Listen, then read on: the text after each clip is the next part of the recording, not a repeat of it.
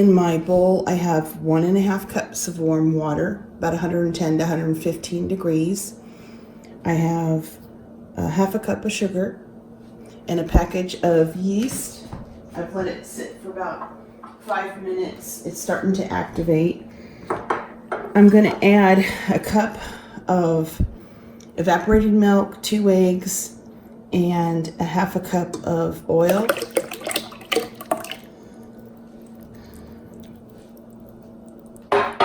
We're going to take this over to my mixing stand and add 7 cups of flour and a teaspoon of salt, gradually using the kneading hook. We're making beignets. I added half of the flour and gave it a mix for a minute. Now I'm just going to add the rest of the flour. I'm just going to mix it until it comes together. I don't want to be crazy and knead it like you do bread. That looks great. I'm going to get it covered with some saran wrap and put it in the refrigerator overnight. Into the fridge for overnight. If you don't have that long to make the beignets, you need to let it